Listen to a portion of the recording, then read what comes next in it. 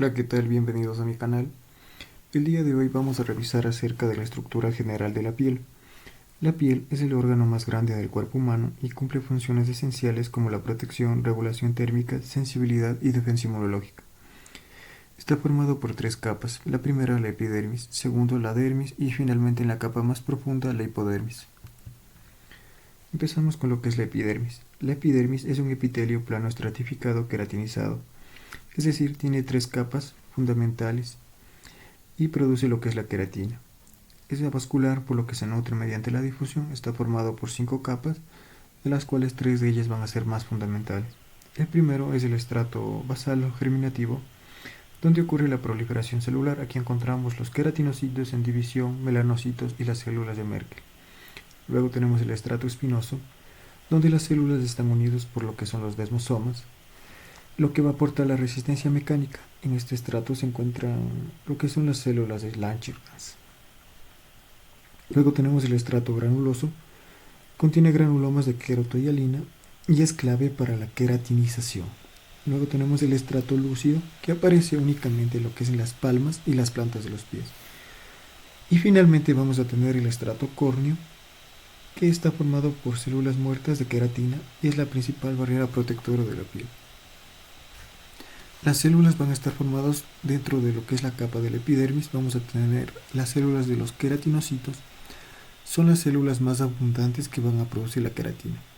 Van a estar formados por filamentos de queratina, granulomas de queratohialina y granulomas de Othland, que es la función de barrera. Luego tenemos los melanocitos, que se originan en la cresta neural, producen la melanina gracias a la tirosina y van a dar prácticamente el color a la piel. Luego tenemos las células de Langerhans, que van a ayudar a lo que es la función inmunológica. Presentan antígenos a los linfocitos T CD4. Es la barrera inmunológica, se produce principalmente en el estrato espinoso. Y finalmente vamos a tener las células de Merkel, de origen neuroectodérmico, relacionadas con lo que es la parte de la sensibilidad. Luego tenemos la dermis. La dermis es prácticamente el tejido conectivo que proporciona el sostén, nutrición y resistencia a la piel. Se divide en lo que es la dermis papilar, que es la más superficial, y la dermis reticular, que es la más profunda. Sus componentes incluyen lo que son tejido conectivo, sustancia fundamental y fibras de colágeno. Luego tenemos las células, que están formadas por fibroblastos, mastocitos, histiocitos. Y finalmente la red vascular, plexos vasculares profundos y superficiales y drenaje linfático inicial. En cuanto a los componentes, tenemos lo que es el tejido conectivo, como lo dijimos antes, las células de lo que son los fibroblastos, mastocitos y los histiocitos. En cuanto a los anexos cutáneos, dentro de los anexos cutáneos encontramos las glándulas sudoríparas ecrinas, que secretan lo que es el sudor mediante la secreción merocrina y están controlados por el sistema nervioso simpático y va a hacer lo que es la parte funcional con la acetilcolina. Luego tenemos las glándulas sudoríparas apócrinas. Se desarrollan después de la pubertad, se localizan lo que es en la parte de las axilas y región genital y están relacionados prácticamente con lo que es el olor corporal. Luego tenemos el tejido conectivo, que es la sustancia fundamental, y las fibras de colágeno. Y tenemos también lo que es el folículo pilosebáceo, que incluye lo que es el folículo piloso, está formado por lo que es la glándula sebácea, el músculo erector del pelo, que le va a ayudar prácticamente en las zonas de frío y de calor, las glándulas sebáceas, la secreción holócrina, está controlada por la parte hormonal de los andrógenos, no existe lo que es en la planta de los pies ni en las palmas. En cuanto a lo que es el ciclo del folículo piloso, tenemos que es anágena, que es el crecimiento, luego tenemos la parte catágena, que es la involución, y finalmente la parte telógena, que es la caída de pelo. Continuamos con lo que son las lesiones cutáneas. Son manifestaciones básicas de las enfermedades dermatológicas. Tenemos las primarias, que son las lesiones de tipo sólidas y de tipo líquidas. Dentro de esto tenemos lo que es la mácula. Solo es la parte del cambio de la coloración de la piel, no presenta bordes de erupción ni ningún tipo. Luego tenemos lo que es la pápula, es una parte de la lesión elevada y de tipo sólido. Luego tenemos las líquidas, la vesícula es más pequeña en comparación con lo que es la ampolla de mayor tamaño. La vesícula es menor a 0.5 centímetros y la ampolla mayor a 0.5 centímetros. Luego tenemos la pústula, que es de un contenido purulento y por lo general puede ser bacteriano. En cuanto a lo que es la parte del quiste, es la cavidad de la pared definitiva. Está formado por lo que es la parte de líquido y una parte sólida. En cuanto a lo que son las secundarias, vamos a tener que son las lesiones secundarias que aparecen por evolución de una lesión primaria o por agresión externa, también puede ser.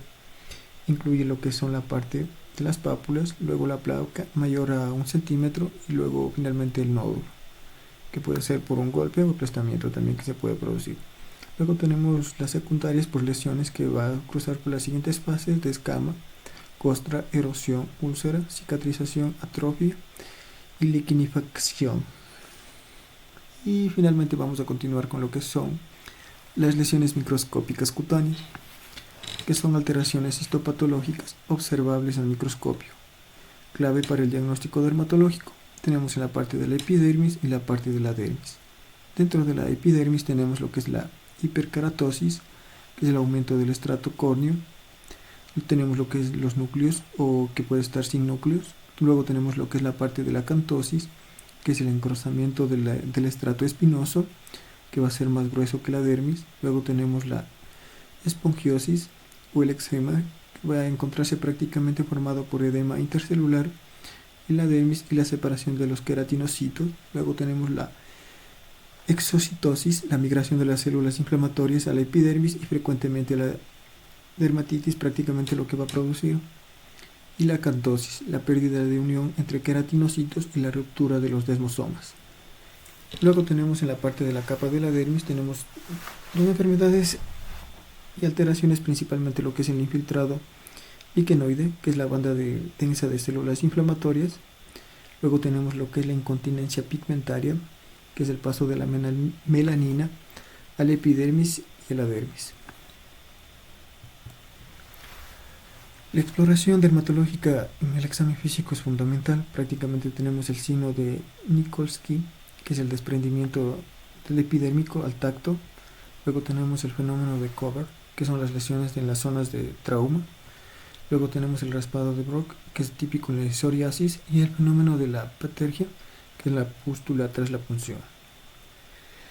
En la parte de la terapéutica que vamos a ver en la parte de la dermatología, va a ser muy variada. Vamos a tener tratamientos farmacológicos mediante polvos, pastas, cremas, leches, pomadas y ungüentos, ya sean en lesiones secas y crónicas, ungüentos y pomadas, y en lesiones húmedas y agudas, lociones y soluciones de tipo crema. Van a existir a lo largo de todo este tratamiento farmacológico que vamos a ver en la parte de la dermatología. Bueno, eso sería todo el día de hoy. Muchas gracias.